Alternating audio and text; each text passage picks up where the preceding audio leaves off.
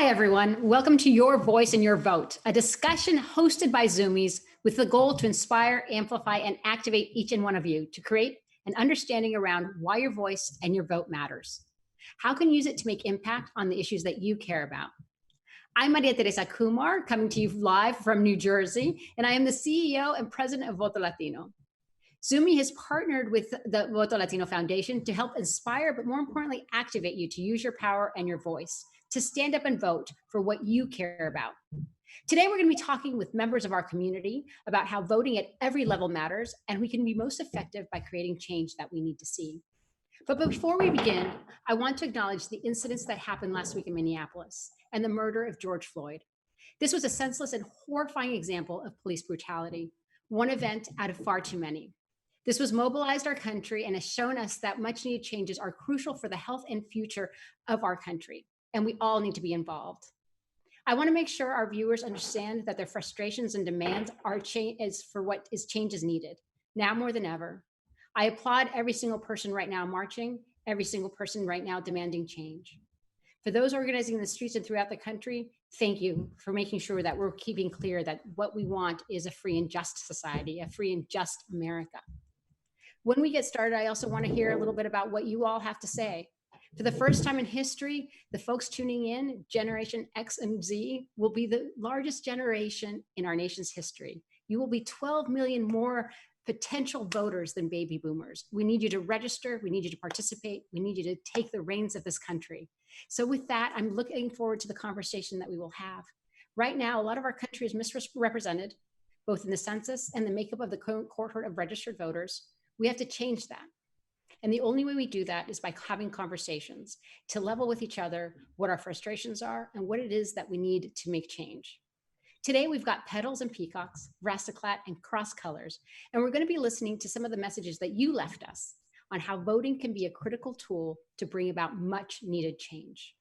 This is a safe space, and we're taking measures and moderating our chat to deny any hateful speech. Lastly, please ask your questions in chat. We have time to set aside to go back and at the end of this discussion to address as many as we can. And thank you. Thank you for joining. Thank you for being part of our community. And more importantly, thank you for being fierce enough to ask the questions that sometimes people are too shy to. So first, I'd like to introduce Petals and Peacock. Hey, Maria, how's it going? We're doing great. How are you? Ryan Manti. And I'm Victoria Velasquez. We're from Petals and Peacocks. We're a brand based out of the Bay Area. Yes, we turned my graduating college project, which I was told wouldn't be accepted in the industry, into now a clothing company 9 years later.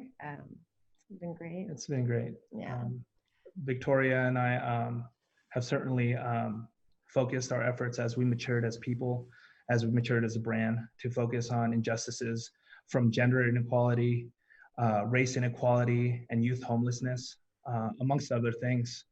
We stand for inclusivity, humanity, and love. And being out of Bay Area, we've worked tightly with a few Bay Area organizations that tackle these issues.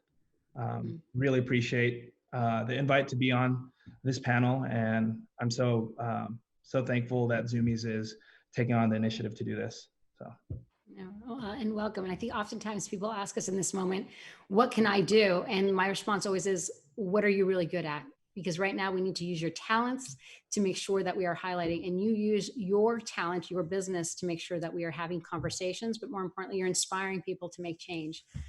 So you mentioned some of the issues you stand for. So with that, I'm going to go ahead and transition, and I'm going to ask now, Rastaclat, what do you stand for? Daniel Casidzi, I have had the pleasure to be with you on multiple, on the previous panel that Zumi hosted earlier in the year. Who would have thunk that January would have been like 20 years ago because of COVID speed? But really welcome you to have the conversation and tell us, what do you stand for? First of all, thank you, Zumiez and Maria, for hosting and leading us through this amazing conversation that we're going to have. Again, my name is Daniel Casidzi. I'm the founder and CEO of Rastaclat. Just a little bit about me. I was born in Kenya and moved to this country when I was 5 years old. So I'm an immigrant, but also moved into Orange County, where I learned how to skateboard and ended up starting my company Rastaclat from an extra pair of shoelaces in my room. And so Our brand really stands for uniting human beings and positivity, and really building off of that. And we stand for equality for all in terms of racial equality, gender equality, all of those things, and doing it in a lens of uniting people and positivity. So that's what we stand for today. And we're excited to be here and have further conversations about that as well. Thank you, Daniel. And I want to welcome Carl Jones and TJ Walker from Cross Colors. You guys have been doing this a long time, and I would say that you've set the standard and the example of what it means to give back to community through culture and through art and through fly fashion. How are you guys doing? And tell us, what do you stand for? We're doing great. First of all, thank you so much, Zumiez, for even thinking of this and organizing this. It's a big deal. And TJ and I, when we started the company, we wanted to bring together people and stand up for rights of all people. And we always promoted the company as a company with clothing without prejudice. It was a and still is a multi-layered company. And Cross Colors has always been like an onion. We always fought, from the beginning, we always fought against gang violence, police violence, any kind of violence, drug use, education, because we didn't think that was being done in fashion. And so, yes, we used our bright colors and our color blocking, and I have to say, TJ is really the genius behind all of that, because I was more of the business guy, sales guy, and TJ is the true artist and designer behind the brand. But we just wanted to bring something to the world that brought attention to music, the culture, to the street life, to show other people how we lived in our community. And what it was to be an African American and really not being used in fashion ads, and not really being considered a customer with money that could go into a retail store and spend their money, and their money was important. And I think we brought that to the surface, where look at how well our company is doing. I mean, what is that telling everybody? We have money to spend. We're a customer. Why aren't you paying attention to us? So TJ and I wanted to bring that out to the forefront. And I could go on and on and on. But okay, TJ, you want to say a few words? Sorry, TJ. Well, just like Carl said, we started Cross Colors with the intention of doing something great, something special, and something that we thought was addressing a underserved market or industry. And with doing Cross Colors, we started with the slogan "Clothing Without Prejudice," and we're still using that today. It's still relevant, for us to actually have to say that and mention that too. And I think the brand actually, as Carl said too, has a lot of layers. But we also knew that when we started the brand, we wanted it to be more than just selling clothes. We wanted to actually have a purpose behind the brand. And that's what we feel that actually gives it the ability to still resonate today and also exist today in the minds of those who saw it back then, and then also to the new generation, who we're proud to say that are really taking on the stance and actually moving forward with those things we promoted back then in the 90s, and they're doing them now, here, presently. We feel really good about that. So I think overall that, what the brand did then is doing now, and we want to make sure it continues on. And thank you so much, Zumiez, for putting this together. This is an amazing opportunity and platform. Yeah, and I do want to highlight the work. You are the pioneers. I will share with the audience, and this is going to date me a little bit, but I will never forget the first time I saw, my family is Afro-Colombian, part of my family. And I'll never forget the first time I saw someone that looked like me in 17 magazine, and I was 19 years old. And it was revolutionary at the time, right? And what you guys have been able to do is provide fair representation. And in a time that you think that we are having this conversation in 2020, shame on us, because you've been there trying to beat the drum of what the injustices really lie and the fundamental things that need to change. So thanks for the courage, but more importantly, for speaking truth. Thanks, Maria. We really appreciate it. Thank you very much, Maria. Thank all of you for actually being here. This is and I just want to, like I said, I can go on and on and on. The graphics we TJ created in the 90s just became relevant again in the last 10 days. Stop the violence, increase the peace.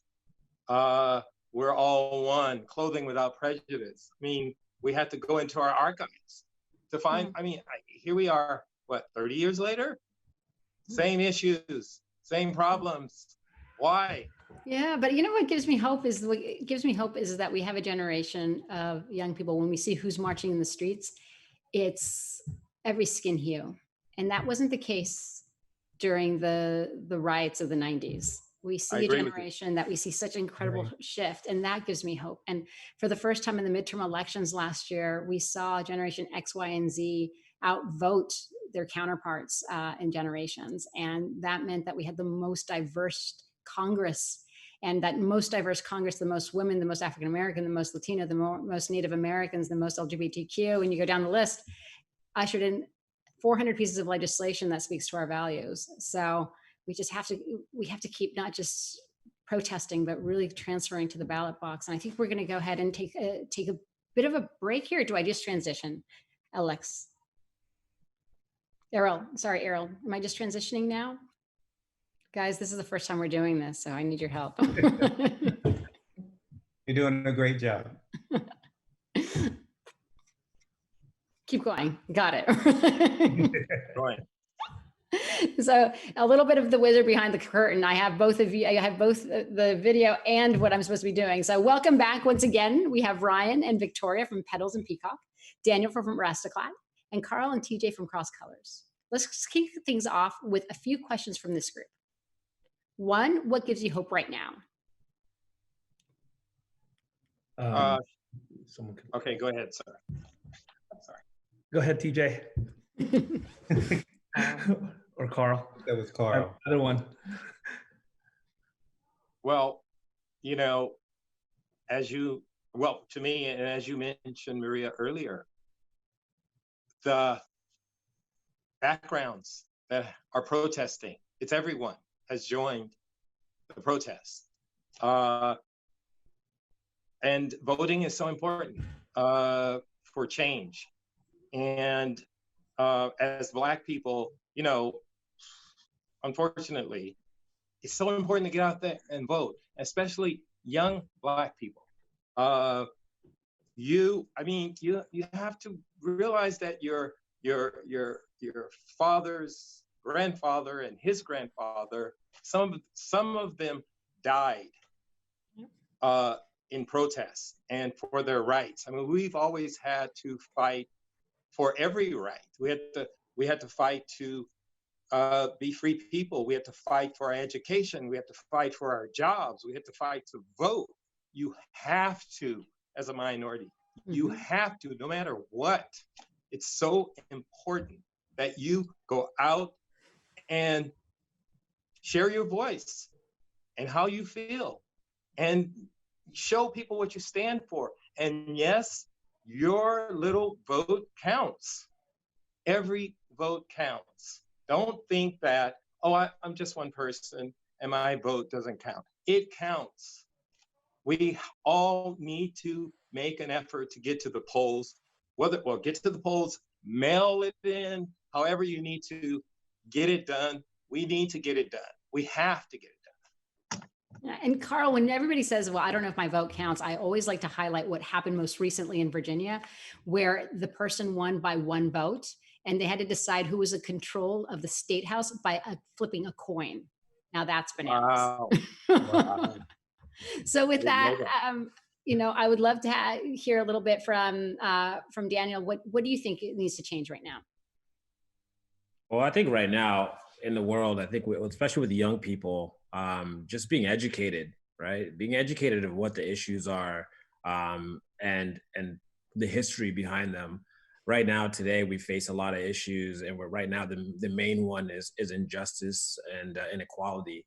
And I think what I'm hopeful about right now is that people are actually listening, and it isn't just one race saying something. It's collectively all of America talking about one subject, and it is about empathy. It's listening and understanding what's going on, and then educating yourself on when you go to the voting booths, what you're going to do and what are you going to prioritize, right? I think the most difficult thing about voting sometimes is there's so many issues that we have to keep into account when we go to the booth, but really prioritizing what's important for this nation and what's going to help power us into the next generation. And right now, equality is so important. And so when we talk about, if you're a minority right now, your vote truly matters. There's no statement that's more truer than that. And so, I encourage everyone to go out there and educate themselves. Even today, as myself, I'm no expert. Every day I'm learning, I'm consuming content, and I'm trying to make sense of all of it. But I think finding ways to educate ourselves, understand who are the people that are running, not only the presidency, all the way to your mayor, all the way to the police chief, all those things. Let's really educate ourselves and find a way that we can make a difference at the voting booths. And so that's my answer to that. Yeah, no, and Daniel, I think you touched upon something really important. Everybody really galvanizes around presidential and congressional districts, but a lot of the stuff that is happening right now is who's the police chief, who is the DA, who is the Secretary of State protecting your vote. That's all local. And if we're not participating in those, we end up getting some really bad actors. I always mention Ferguson, when that horrible piece happened the year before, when President Obama was on the ballot box, 63% of Ferguson went out and voted. When the mayor was on 2 years later, less than 13% went out and voted. But what gave me hope is this past Tuesday, Ferguson elected the very first African-American female because they had record turnout. Wow. And that's participation. And with that, Victoria, I'd love to hear from you. What is it, the issues that we should care about, and what's mobilizing you to use your platform to get young people to the polls and young women to the polls? Yeah, I mean, I'm a young brown mother now. I have a daughter, and she definitely is on my mind 24/7, and she gives me hope. Younger me, I didn't have these conversations with my parents. I just had to know wrong from right. And with our daughter, I hope we can help educate her and understand what's going on and just have the conversations, even though they're super uncomfortable. I mean, she's a toddler. She might not understand, but she's seeing things, and I can't protect her from that just by turning the other cheek. So I hope that with her, and I hope with our platform, people that follow us and support us understand how important it is to vote. I mean, you may think it doesn't matter, but just that one vote can change everything. And that ballot is your voice. That was your choice, and you did something about it, So that's how I hope that our platform can be used. Well, and I think it absolutely takes all of us. Voto Latino, we were part of the policing task force that President Obama put together because of what happened in Ferguson. And most policy changes happen because of, sadly, right? No one ever looks at something how to prevent. And we participated in this because we realized that we needed to do something that addressed fundamental issues in police brutality. And one of the highlights of that report was, how do you start changing culture?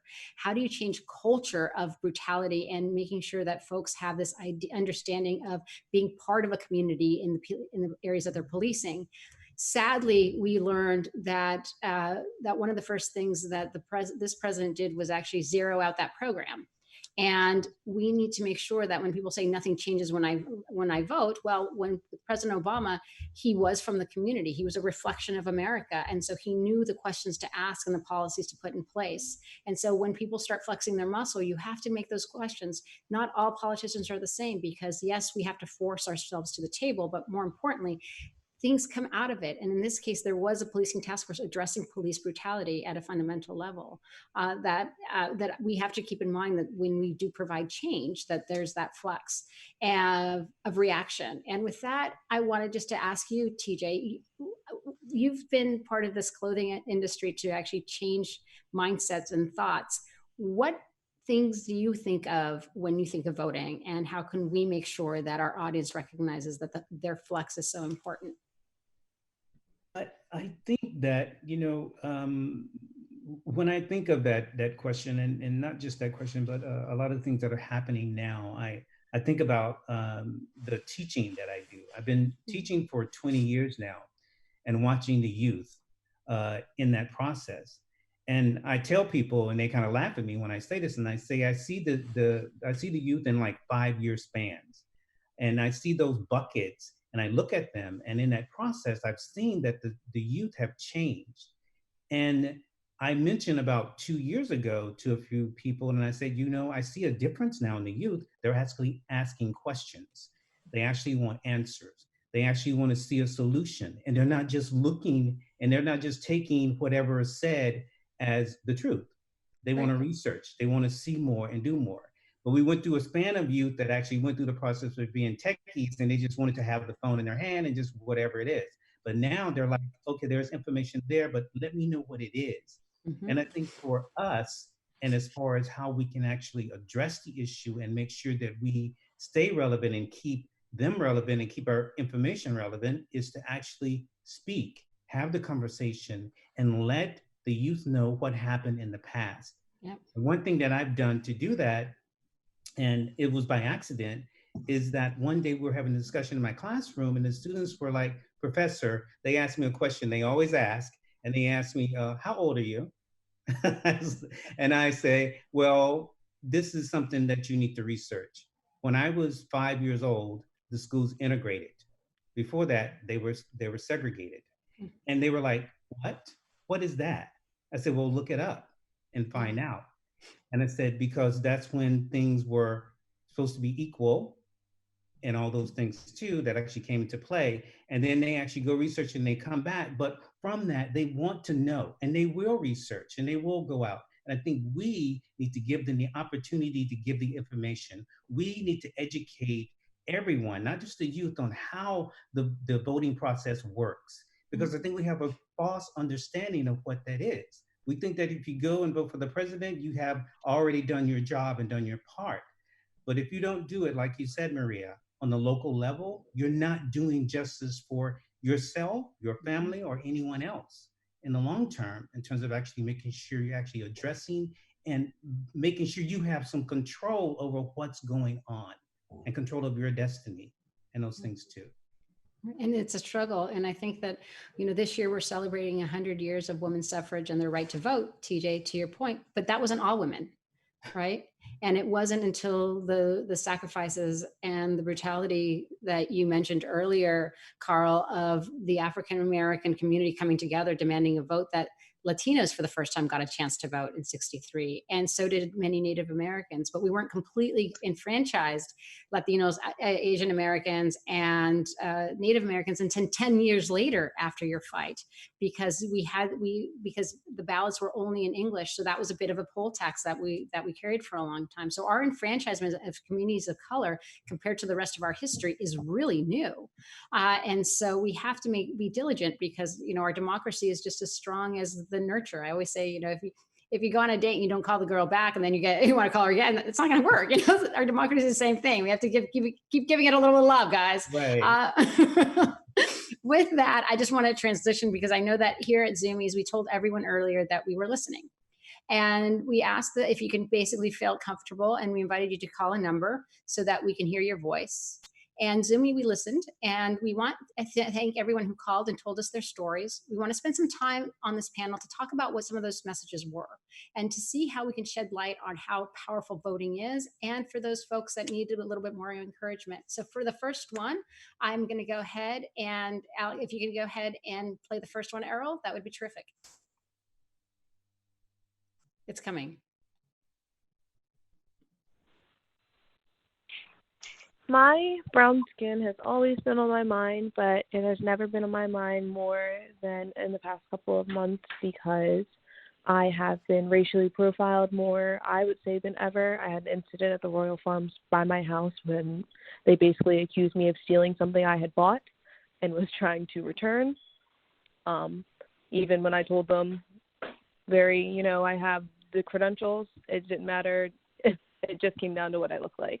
And that leading into all of this racial tension and everything going on in the country, it is more important now than ever that people unite and use their voices to make people listen, because people don't want to hear what we're trying to say. And it's important, and we have to keep pushing. So thank you, Zumiez, for even having this hotline. I think that's a powerful story. I think that as a woman of color, I have experienced what she is talking about, of going into a store and being followed and being questioned. And it's very uncomfortable sometimes to live in our skin that way when we consider ourselves part of this fabric of the country. But how do you respond to her, folks, from your perspective? And how do we give people who really feel marginalized a space to recognize that they need to flex come November? Well, Go on. go ahead.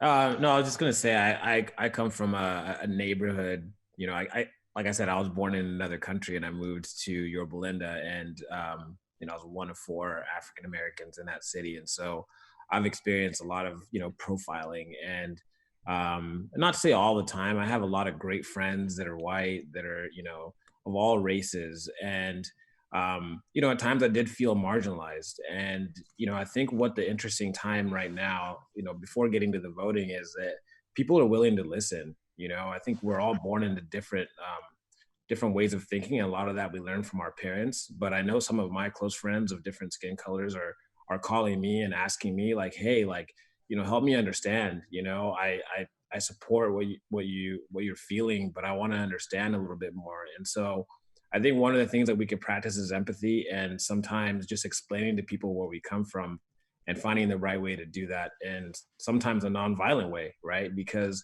people are more willing to feel safe to share their feelings if you are also willing to take those barriers down. So I think really sharing stories, sharing experiences with everyone of all races, especially if you're in a neighborhood or you're in a community where people don't look like you, because they are willing to listen. And sometimes they'll actually go and share those stories with their parents, their uncles, their grandmothers, and people change.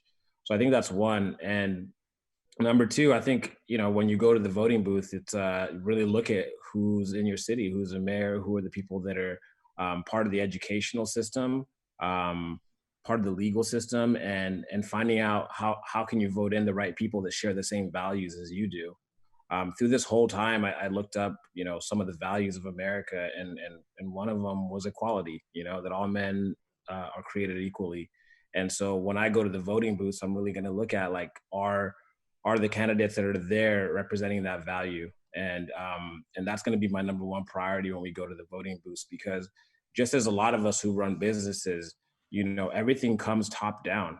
The way that I approach causes and my values, my employees will follow, and our customers will follow as well. And so I think it's important to elect leaders in your local government that are upholding the values of equality that we are all striving for.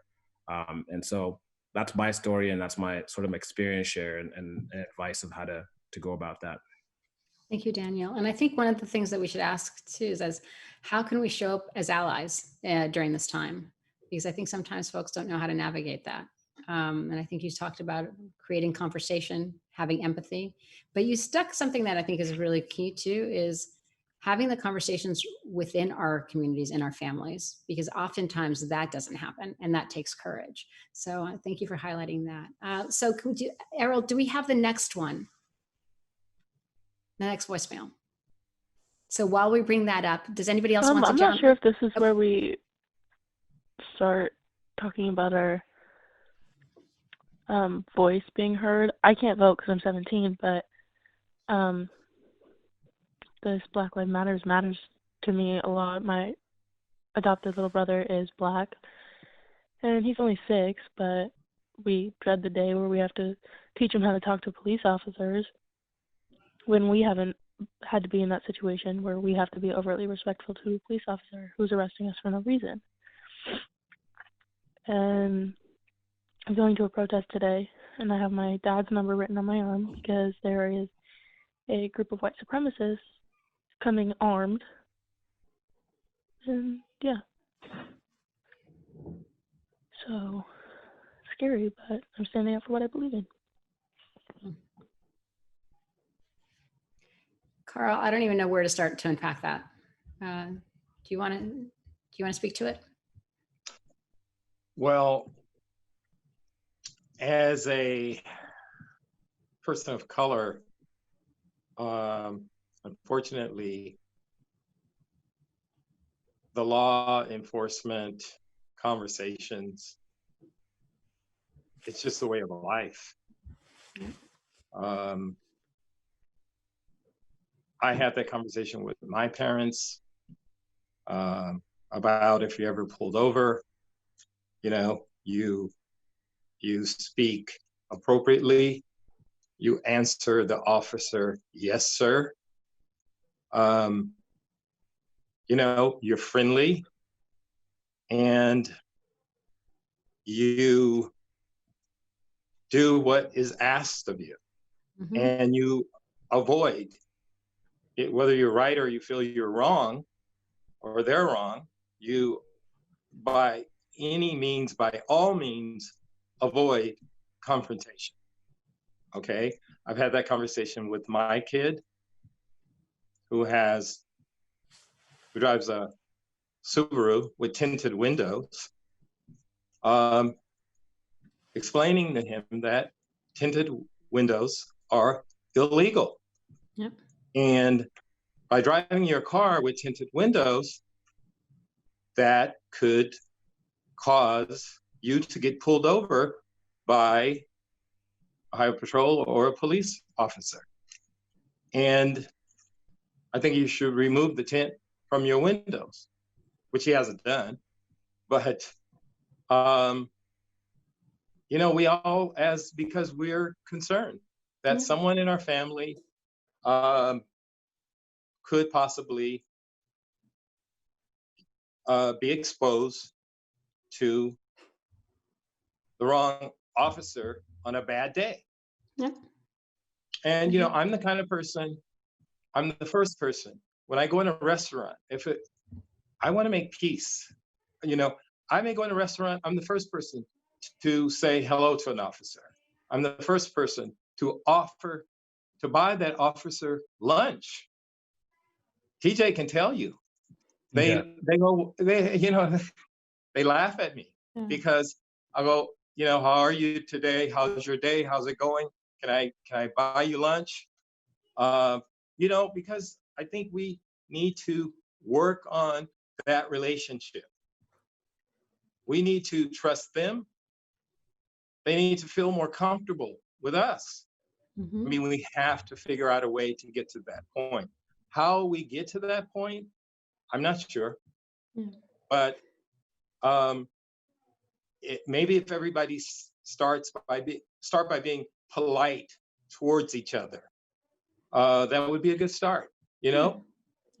Well, recognizing our humanity, I think, one of the biggest challenges that we find too is that this is where Hollywood and the media really needs to step up on the portrayal of people of color, of men of color. Because oftentimes some police officers come from very rural areas, and then their only images that they have of people of color are what they see on Law and Order. And that perpetuates stereotypes that are really hard to undo. Rich, I want to turn to you because we both come from Northern California. And I know from my experience, I grew up in a very rural area. I grew up in Sonoma, but I had my parents had to have the exact same conversations with me and my cousins that Carl mentioned about when you get pulled over. When I was 16, one of the things that my mother said is that because we live in a rural area, she's like, even if you get, if someone tries to pull you over, make sure that it's a well-lit area.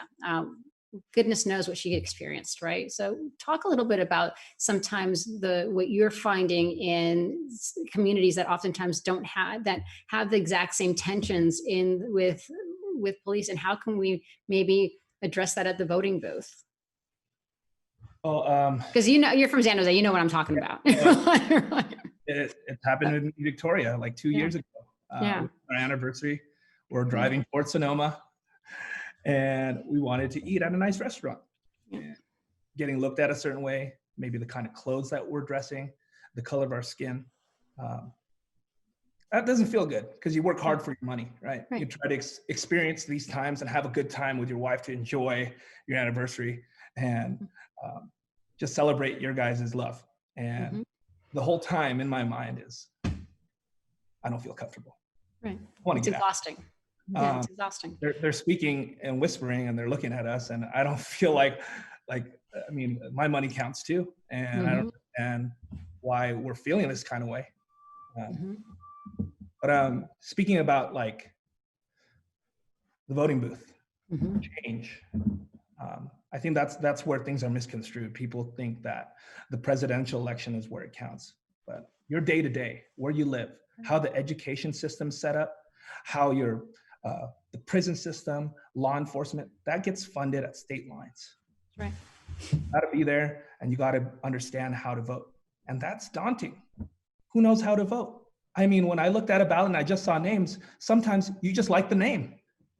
And I'm going to be honest with you, it took us years to understand this. And thankfully for the resources online and being able to use tools. I mean, we use a thing called Ballotpedia, and different kinds of sources like that, and where we could see who's on the ballot in our state, and also be able to look at their socials, their website, and gather that information.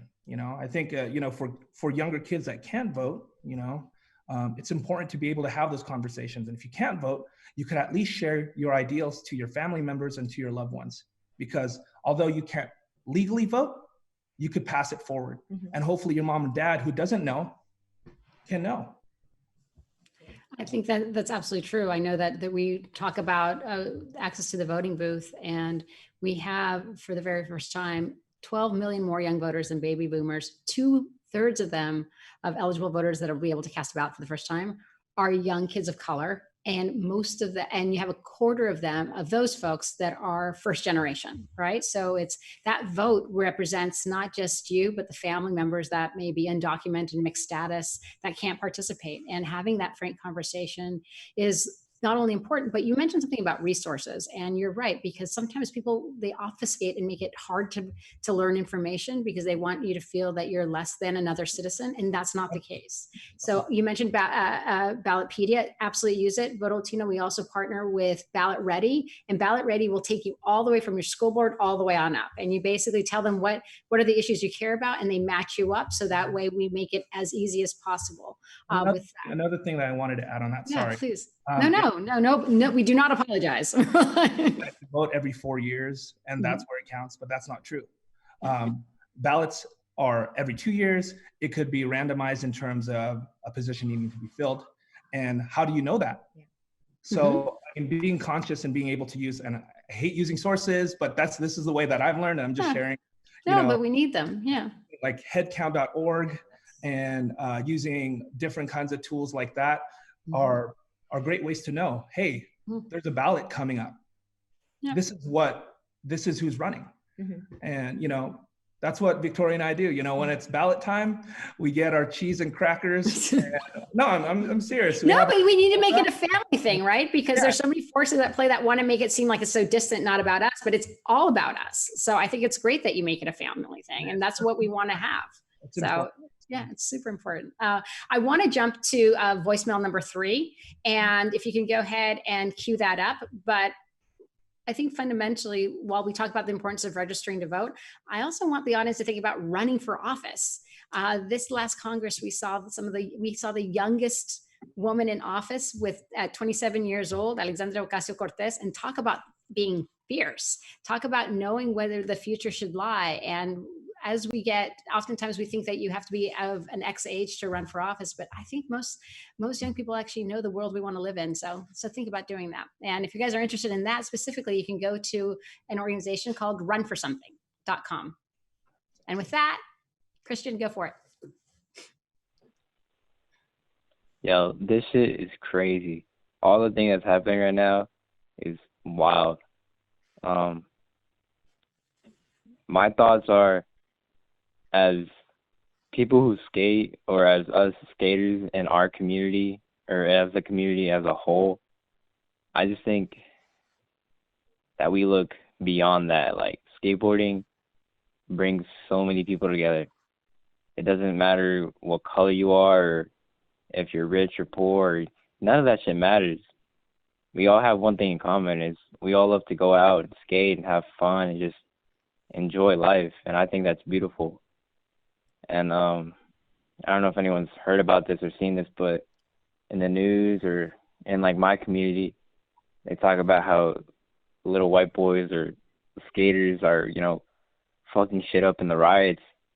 And that's gonna like bring a hate down to the community. And I don't think that's right. I mean, yeah, there's people out there doing dumb, fucked up shit, but not all of us are doing that.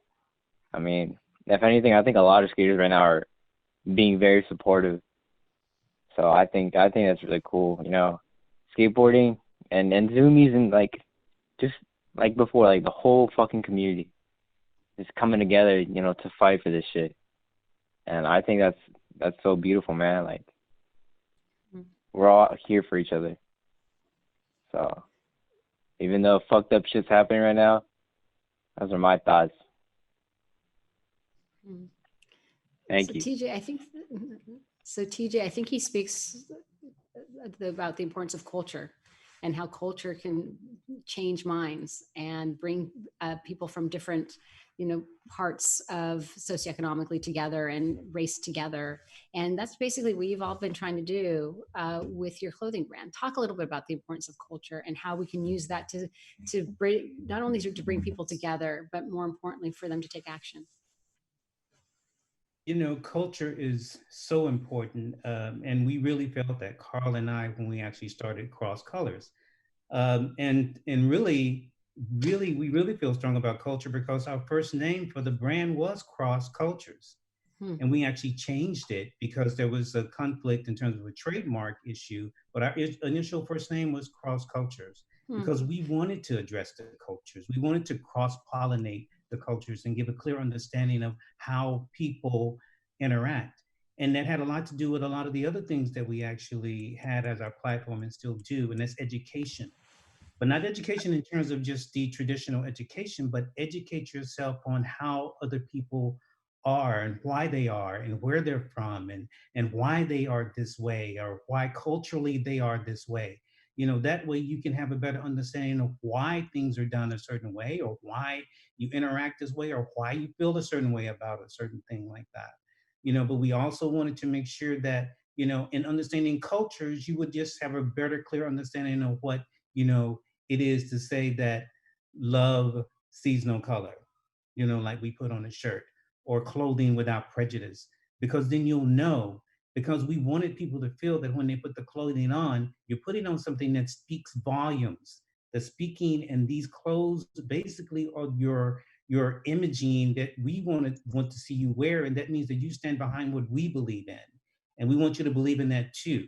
You know, that we all, in terms of unity, culture, and belief, in terms of that people are all people and we are all human beings, and we all just need to realize that, and we're all too connected. And I think just addressing the issue now of the COVID thing that's actually going on now, I think it gives people too a better understanding in terms of how everything is connected. Yep. We see that something that was so simple as that has actually, it's not prejudice. It just takes whatever and whoever, you know, and we all need to understand that we need to know that we are all touched by each other, and everything affects each of us actually as we live here and dwell here, and we should just be okay with that. Well, and I think it also means that when we have the essence of our democracy is access to the voting booth and maximum participation. And that is how we change culture too, is when we come together as one countryman, one countrywoman, and recognize Right. that when we fled the voting booth, we actually, as a collective, this generation, this present day, we actually make really smart, good decisions. It's when we stand in the sidelines that we fail to do that. So I think you're right. It's like, how do we recognize our humanness in this moment, but make it transformative? And I go back to what we're seeing right now in the streets. It's transformative because we have all ages and all shades Right. right now marching for justice. Even 10 years ago, I don't think that would have been happening, With right? them. Even when we saw the beginning of March Lives Matters, it wasn't like this. And that has just been even 4 years ago. So we've made incredible leaps as a country, even though sometimes we may feel we're in darkness. I think that just what we're witnessing right now is inspiring. With that, I want to go to our last voicemail before we transition and we'll have more questions from the audience. But TJ, thank you for that, because we always forget what art does for us, right? Sometimes we speak and we put it to the side when we recognize that it's actually the biggest vehicle for communication, especially for the most marginalized and most in pain. Sorry, go ahead.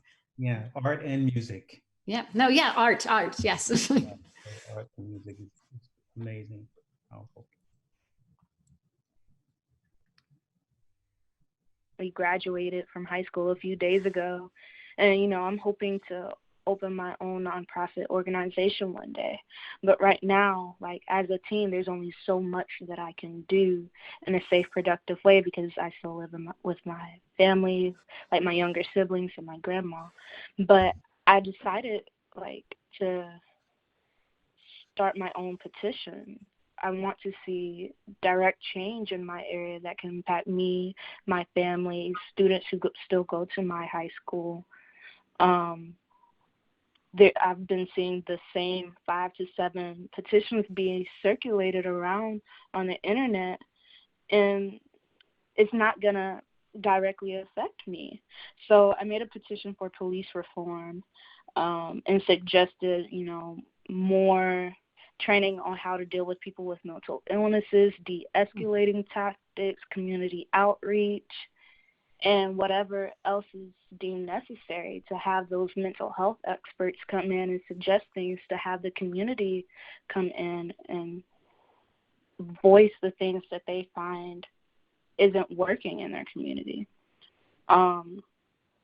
Even though there's only so few things that we teens can do, this is one that could possibly, work for you. So I would definitely suggest that teens around the country create petitions for police reform in their area, even if police brutality or anything isn't much of a problem in their area.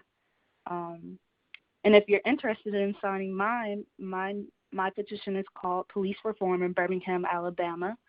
Of course, it can be found on change.org. And I really appreciate y'all giving me a voice to talk about this, because these are hard times and we all need to make our efforts to make a positive impact on the world. So thank you. That is awesome. She's 18 years old. She wants to start a nonprofit. She's putting her money where her mouth is. But more importantly, I think she should run for office. I'm going to ask our panel, Victoria. I want to ask you. We just heard from someone who is not wasting any time to make change, to make impact. What else can young people do to drive change in their community?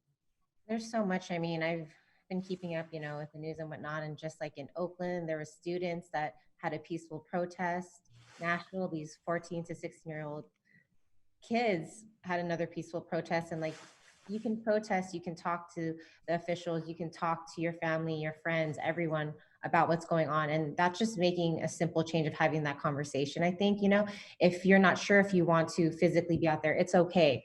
But you can also do these other things that can make a change. And it's not going to change overnight, right? But you're being a part of trying to solve and make it better. You're being part of that change. And I mean, just hearing her, I'm like, man, when I was 18, I wasn't sure, and I didn't have those conversations again. And I'm like, you can, you think you have to you know, go by what you're told or what your elder has told you, like, this is how life is. It's not. Like, you have a voice and you should use it. That's awesome. And Daniel, what would you tell a young person right now? I mean, young people right now, you know, you're living in an unprecedented time. You know, we have such a responsibility right now to stand up for the things that we believe in, and people are listening. You truly have an opportunity to make a change in this world. You just got to dive in. You know, things are happening outside, and we could stay in the comfort of our homes, but we know we've been there for too long. You know, let's go out there and let's make a stance on things. Let's educate ourselves. Let's get to the voting booths, and let's change the future together.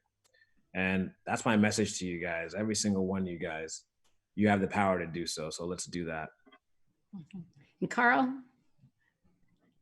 what would you tell your 21-year-old self right now in this moment? I would, you know, with everything that's going on in the world today, and unfortunately, another person had to die or give his life up for this change that is happening as we speak. I would tell a young person to be positive. Let's find a way to keep this momentum going. And, you know, it's for you at this, hopefully by the time you become of age, you know, it's a different world. I mean, look at all the, you know, challenges and roadblocks and difficulties that some of us have had to live through and deal with and survive through. So hopefully we can figure out a way to just, you know, everybody, young, old, black, white, everybody can figure out a way to contribute to this feeling, well, that I have, that I hope everyone that listening has, to come together and to keep this feeling going and to, you know, learn to like each other more or love each other more or accept each other. Even though we're all different, you know, we're all not perfect. We're just human beings. Carl, that's a big thing to admit, that we're not perfect. We're not perfect. No, Nobody's perfect. And we have to embrace that about ourselves, right? And about each other. Yes. So that's no, I think yeah, and I think that sometimes that is also what makes people timid from becoming forward, because they're like, well, I'm not smart enough because I don't know everything on the ballot, or I'm not smart enough because I don't know the issues, or I don't know the candidates, and it's kind of calling everybody out and saying we're all playing from the same level field when it comes to that. And there's certain populations that are not concerned with if they're smart enough. They just basically feel like they're privileged to do it. Let's own some of that ourselves. And I think that is a challenge. And I think what you're sharing is raw and authentic, and we need to have more of that. So thanks. I'm getting flagged right now, Kristen. We want to take some questions from the audience, right?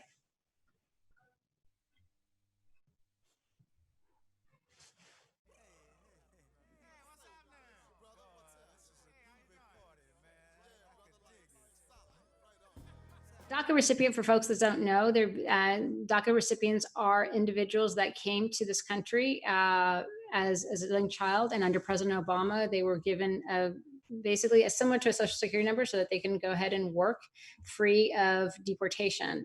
It's something that is very threatened here right now in this country.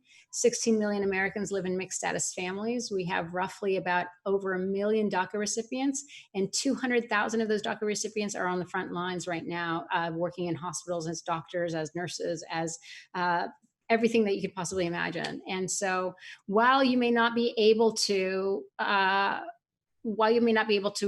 vote yourself, if you text volunteer to 73179, Voto Latino is actually setting up a massive voter registration program via text message so that we can start registering our friends, our family, and actual voters. So again, if you text volunteer to 73179, we're opening it up that we could start registering each other peer to peer and making it seamless. So that means you could be a DACA recipient, you could be undocumented, you could be a legal resident, you could be 15 years old and want to get involved. So we really appreciate that question.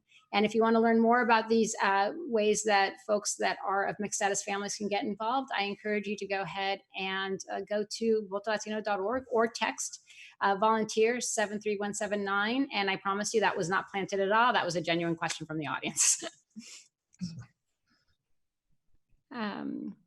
What are some reliable sources?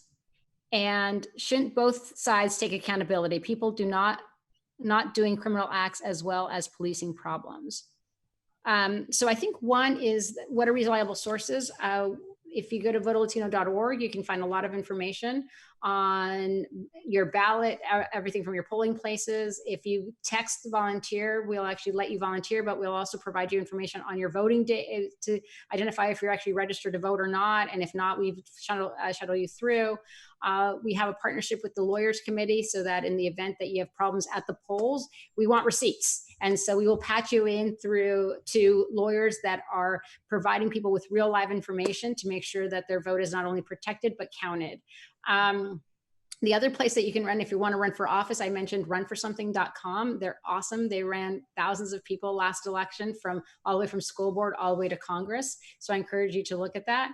I'm on the board of Emily's List, where we take a special emphasis on women in general, and we need more diversity of women because we want to make sure that we have in Congress and in your county supervisor's office down the line, people who look like us, because for the very first time, we're going to have, Victoria has a little girl. I have 2 little kids under 7.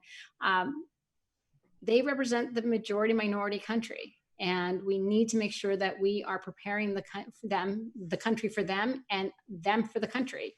And so we encourage people to get involved. I'm not quite sure I understand the last question. Shouldn't both sides take accountability, people doing criminal acts as well as policing problems?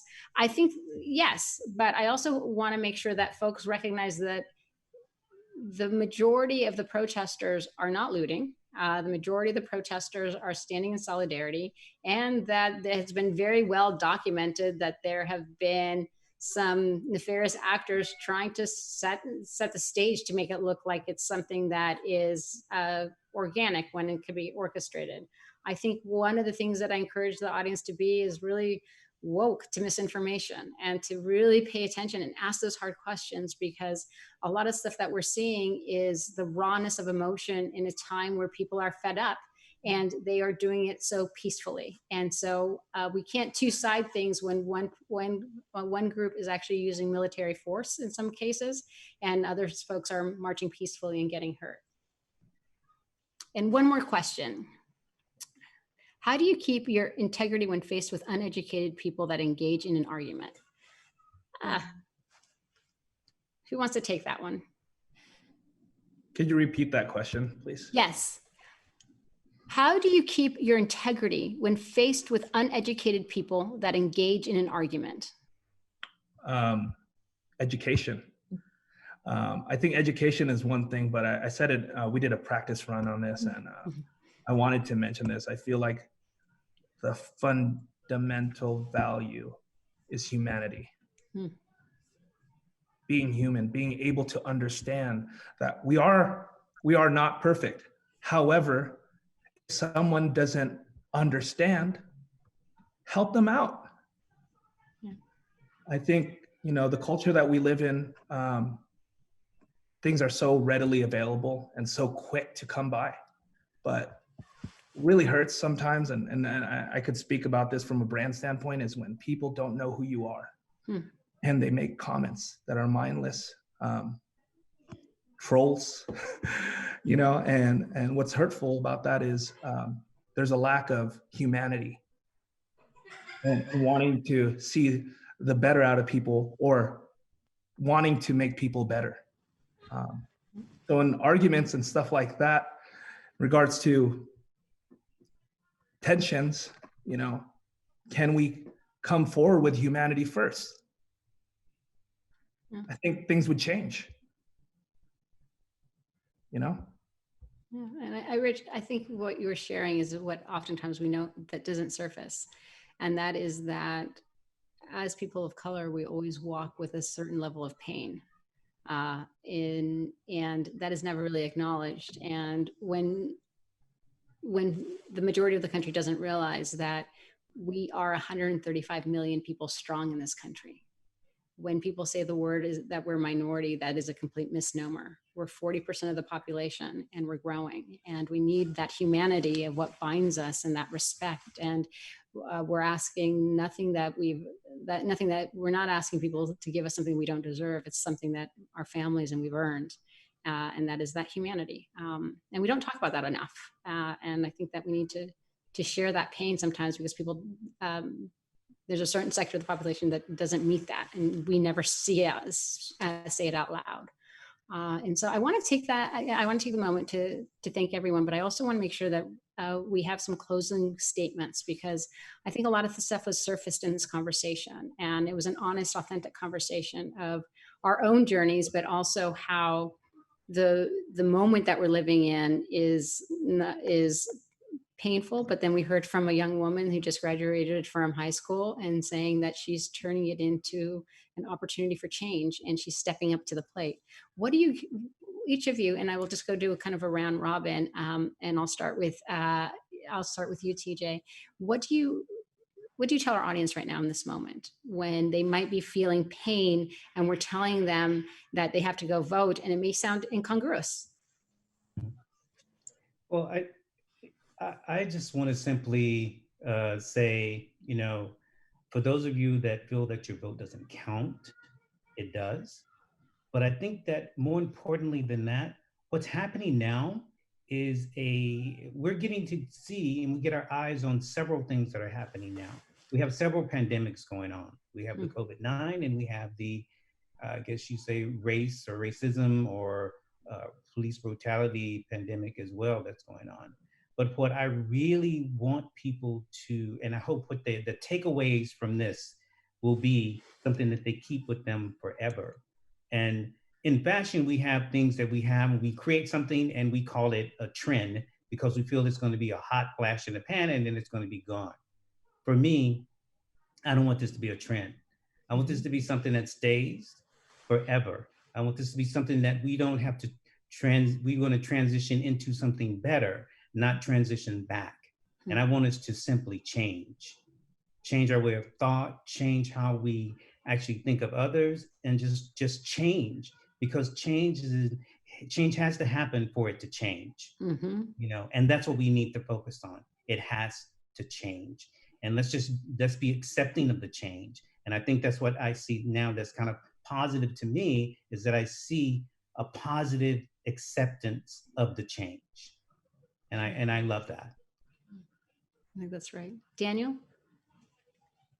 Yeah, it's well said. And I think, yeah, for me, it's about momentum right now. You know, we didn't know what 2020 was going to hold for us, and we've been going through so much, and we've been learning so much about ourselves, our neighbors, our world, everything. And we're in a time of change, like TJ said. And so, you know, one of the things that I'll just let everyone know is to really listen.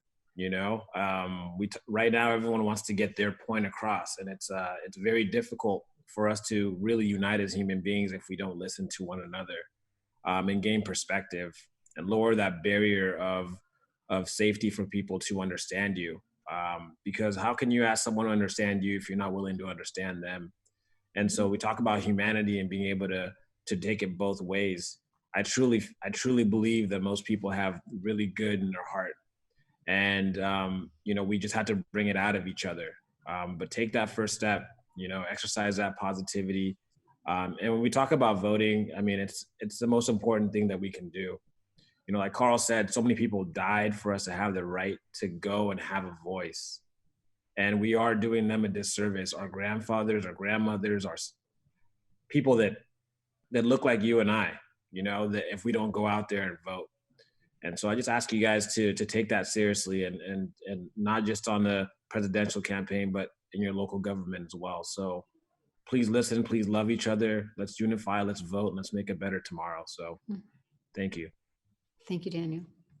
I'm going to throw it over to Victoria. To add on to, Daniel saying about listening to each other, just use positive reinforcement. You may not agree, you may not want to listen, you want to get your point across, but use positive reinforcement and having that conversation, understanding where the other person's coming from, helping each other understand, it's not our job to educate each other, but it's our right to listen and to speak up. I think it's so important. Vote.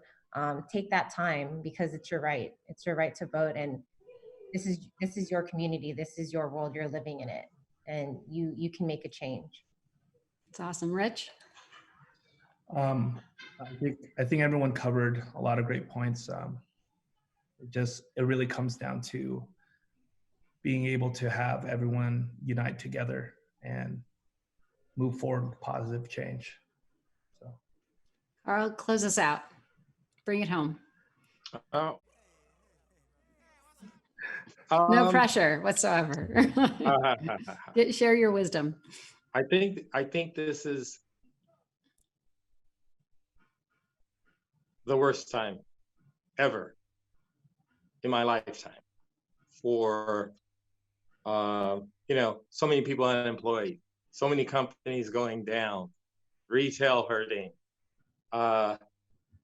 It's such a difficult time, but at the same time, it's maybe the best time for us to rethink everything. Our business. Maybe we're better off working from our house. Maybe we're better off not polluting the skies with our cars, driving from your house to your office. For me, it's the time to rethink everything. Don't take this time for granted. Unfortunately, a lot of people, not just Mr. Floyd, has died and sacrificed his life and not even realizing that was happening at that time. We have to just stand up, come together, and look around us. Look at, maybe our schools will be different now, and how we go to school, and how we go out, and how we meet people. And it's just maybe this needed to happen so the world could reboot. We need to reboot, rethink about not just our financial situations, but how we look at other people, how we think about other people. For the COVID to happen, and the riots to happen, and all the people that have come together because of both, and maybe we have all these people marching because they're unemployed. What else do they have to do? I don't know. Maybe if the world was normal, would we have so many different people protesting? Answer that. Would they care enough to protest? I hope so. But so for me, it's a time to rethink, relook at everything. And let's all do it, make it, try harder, do it better. So I love that. I love that. I think that you leave us on the right note to reimagine the world that we live in, and more importantly, to be bold. And sometimes, Carl and folks, we feel like this is the first time our country's been here, but many parallels happened 100 years ago.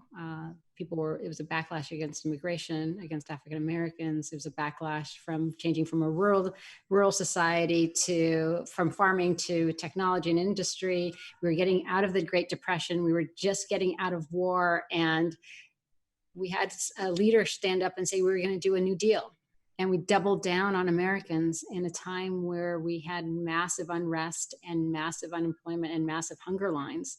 And out of that, we created the greatest generation. And while the programs that came out of the New Deal were not equal based on color of skin. It gave us a roadmap.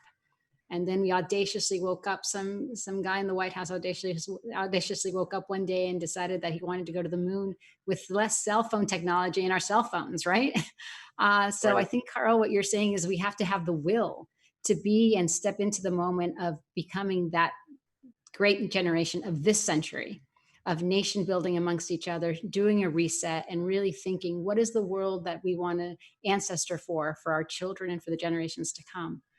That's really beautiful, Carl. It's absolutely beautiful. Thank you. Appreciate it. No, so I want to thank everyone for tuning in today. I want to thank Ryan and Victoria from Petals and Peacocks, Daniel from Rastaclat, and Carl and TJ from Cross Colors for being part of this powerful conversation. To be honest, I hope that all of us can go ahead and have drinks someday and have real serious conversations. I think might laugh a little bit too.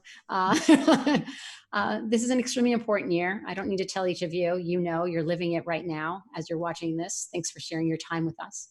We need to learn more, and we need to register to vote, and we need to show up. Nothing's been more important this time. When we're saying that this election is going to be definitive, it's not a joke. It is. Let's make sure we do our part and educate our peers, sign a petition, demand for our voices to be heard. That's how we create change. This is a conversation that will continue everywhere you go. Stay informed, ask questions. It's okay to be uncomfortable. That's how we change. Keep listening and keep learning. You can register to vote, learn more, and take action at zumiez.com/standup and also at votolatino.org. You can text volunteer to 73179 and we can take it from there. But please get registered, get your family registered. If you're not eligible to register, level it with people. Say, look, I need you to participate because I can't. People will get it.